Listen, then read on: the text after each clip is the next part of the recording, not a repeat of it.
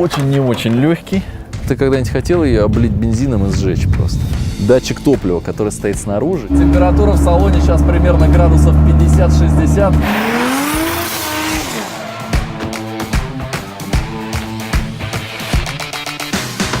За 10 миллионов рублей вы можете купить 11 Volkswagen Polo седан или арендовать делимобиль на 3 года. Или купить вот это. Не это. Вот на самом деле, что вы можете купить за 10 миллионов рублей. Наша передача только про самые дорогие машины, продающиеся на территории России. И это дрифтовый ВАЗ-2105, больше известный как Жига-царь.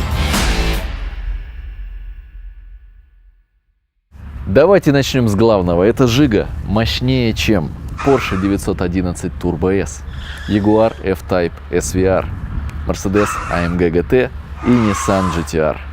Жига мощнее, чем Nissan GT-R. Давно мечтал сказать эту фразу. Обычно, когда мы говорим о «Жигулях», которые едут боком, мы представляем себе что-то вроде этого. А сколько вы планируете на ней еще ездить? Пока не отвалится задняя часть. Но бывает и по-другому. Федя Воробьев, хозяин этой машины, строит этот проект всю свою сознательную жизнь. И если вы следите за этим проектом, то в курсе, что совсем недавно он выглядел вот так. И, возможно, вы знаете причину, по которой теперь эта машина выглядит несколько иначе. Блин, смотрите. Вот этот момент. Блин, вот это... Жига-царь умер, да здравствует Жига-царь! Перед вами наша любимая российская дрифтовая тачка в своей новой инкарнации. И она снова ездит. Ты реально за нее хочешь десятку? Да, почему бы и нет. Что возьмешь на эти деньги? Наверное, 99-ку, чтобы попрестижнее уже было. Возьму и построю еще 2 таких машины. Разумеется, все окна, кроме лобового, сделаны из плексигласа, но мое любимое вот это, заднее. В нем такой интересный вырез, и сделан он для того, чтобы сюда влез радиатор охлаждения двигателя. Да, двигатель спереди, а радиатор охлаждения сзади. Еще одна интересная гоночная деталь – датчик топлива, который стоит снаружи, и механик сразу может увидеть, нужно ли дозаправить машину. До аварии здесь был установлен пластиковый капот. После временно стоит стандартный пятерочный, поэтому он очень не очень легкий, металлический. Тойотовский мотор 2JZ GTE, который мы привыкли видеть с вами примерно в таких ситуациях. 3 литра объем, доработанная головка блока, кованые поршни Мэнли, огромная турбина Garrett 3576, кастомные впускной и выпускной коллекторы и примерно еще миллиард доработок. Отсечка мотора находится на 7500 оборотов в минуту, и все это позволяет снять с него более 600 лошадей и более 800 ньютон-метров крутящего момента. А это дохрена, учитывая, что масса машины меньше тонны. Загляните сюда и посмотрите на эту подвеску. Федя называет это почти стандартной жигулевской подвеской. По-моему, здесь нет ни одной стандартной детали. Этот мотор состыкован с BMW-шной коробкой передач, которая называется ZF320. Устанавливается она на 3-литровой версии BMW и вполне переваривает такой момент. Совсем забыли про багажник. Здесь, впрочем, ничего особенно интересного нет. Нету даже дна. А как ты считаешь, нужно ли было вообще вваливать столько денег в Жигу? Или правильнее было сразу собрать хороший японский дрифткар?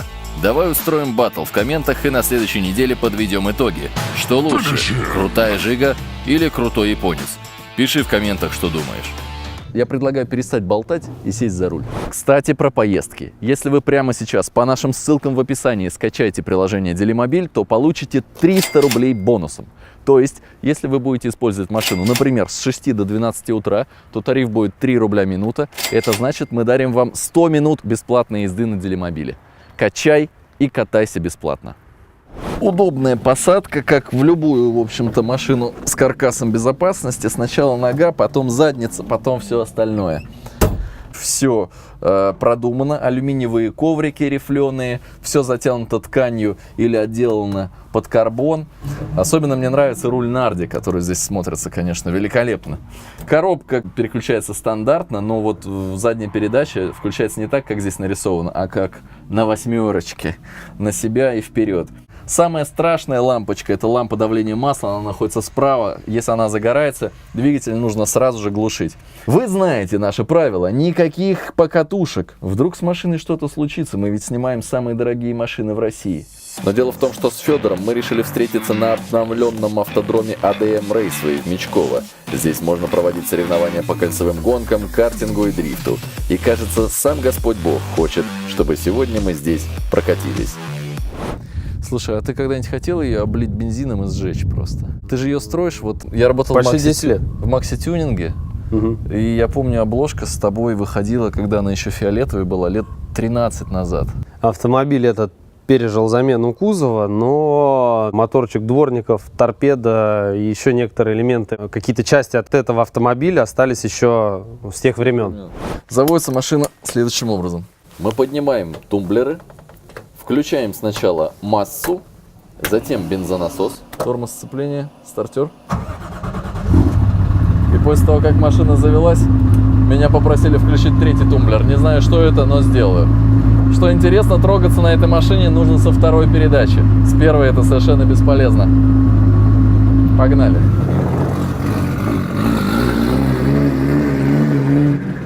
Я буду ехать медленно, потому что если я попытаюсь ехать громко, здесь будет такой шум, что никакого звука мы записать просто физически не сможем. Внутри я не ощущаю себя, разумеется, в «Жигулях», но любитель «Жигулей» найдет здесь подрулевые переключатели. Прямо в салоне здесь находится АМ, это гоночные мозги от 2JZ. Они находятся прямо здесь, но есть такая у гонщиков, в общем-то, негласная традиция.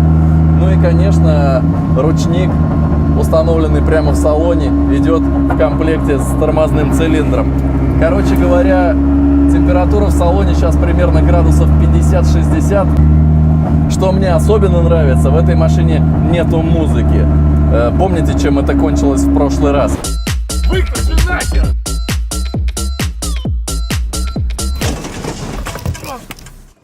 От нас ушел наш любимый оператор, мы разбили дорогую тачку, и все, что нас может сейчас поддержать, это твой лайк. Поставь его, пожалуйста, прямо сейчас. Поставь, ладно? После аварии у Феди отсутствует блокировка заднего дифференциала в ее классическом понимании. Сейчас диф просто заварен жестко, и я чувствую на каждом повороте, что машина немного колбасит из-за разницы угловых скоростей задних колес. Но, конечно, это необходимая история для того, чтобы ехать в скольжении. Ладно, хватит болтовни, я все равно не могу ехать быстро, поэтому давайте попросим Федора показать, как надо ездить на этой тачке.